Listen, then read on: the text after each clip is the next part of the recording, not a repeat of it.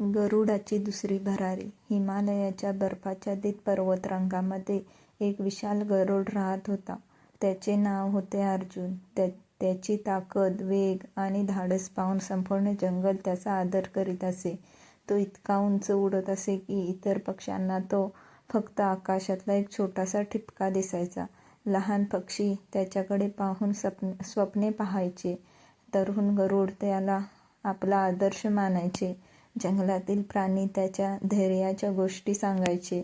अर्जुनालाही आपल्या सामर्थ्याचा अभिमान होता. त्याला वाटायचे की तो नेहमीच असा शक्तिशाली राहील. पण जीवन प्रत्येकाला एक दिवस परीक्षा देते. वर्षे सरत गेली. अर्जुन वयस्कर होऊ लागला. पूर्वीसारखा वेग राहिला नाही. शिकार पकडणे कठीण होऊ लागले. उंच भरारी घेताना पंख थकायला लागले. एक दिवस तो शिकार करण्यासाठी खाली झेपावला. त्याने एका सशावर नजर ठेवली होती. पण झेप घेताना त्याचा तोल गेला आणि शिकार हातातून निसटली. पहिल्यांदाच असे झाले होते. अर्जुन खूप निराश झाला. माझ्यात आता पूर्वीसारखी ताकद उरली नाही, तो मनात म्हणाला. पुढील काही आठवड्यात अशा घटना पुन्हा पुन्हा घडू लागल्या.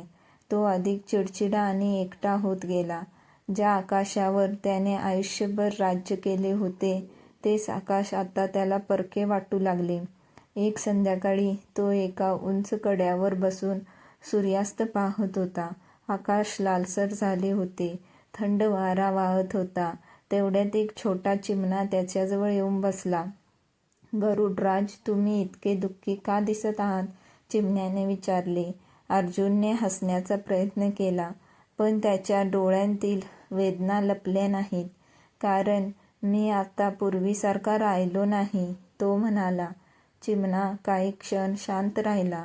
मग तो म्हणाला, मी लहान आहे, पण माझ्या आईने मला एक गोष्ट शिकवली आहे. ती म्हणजे जे झाड फळांनी भरलेले असते त्यालाच वादळाचा सर्वाधिक सामना करावा लागतो. कदाचित तुमच्यावरही तसाच काळ आला आहे. चिमण्याचे शब्द अर्जुनच्या मनात घर करून गेले.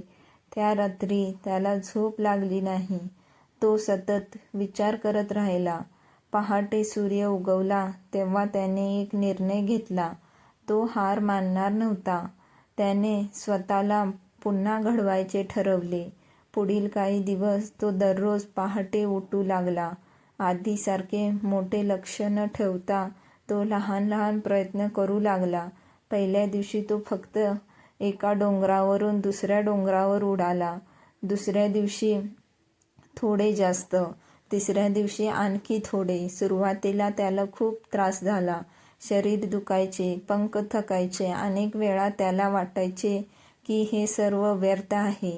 पण तो स्वतःला एकच वाक्य सांगायचा, आजचा संघर्ष उद्याची ताकद बनतो. महिने सरले. हळूहळू त्याचे शरीर पुन्हा मजबूत होऊ लागले. आत्मविश्वास वाढू लागला. एक दिवस तो उंच भरारी घेत असताना त्याने खाली एक लहान गरुड पाहिला. तो गरुड उडण्याचा प्रयत्न करत होता, पण वारंवार खाली पडत होता. अर्जुन त्याच्याजवळ गेला. तू पुन्हा प्रयत्न का करतोस? त्याने विचारले. लहान गरुड म्हणाला, कारण मला उंच उडायचे आहे आणि जर तू अपयशी झालास तर? लहान गरुड हसला.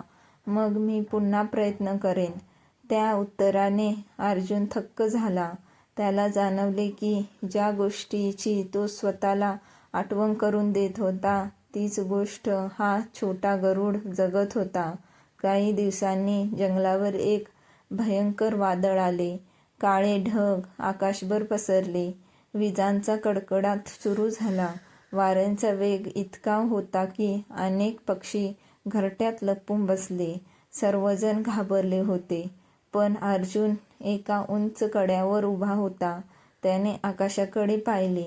हेच ते वादळ होते ज्यापासून तो पूर्वी घाबरला असता. पण आता तो बदलला होता. त्याने पंख पसरले आणि हवेत झेप घेतली. वाऱ्याचे प्रचंड झटके बसत होते. पाऊस कोसळत होता, पण तो मागे हटला नाही. त्याने वाऱ्याशी लढण्याऐवजी त्याचा उपयोग करायला सुरुवात केली. जितका जोरदार वारा तितकी उंच भरारी.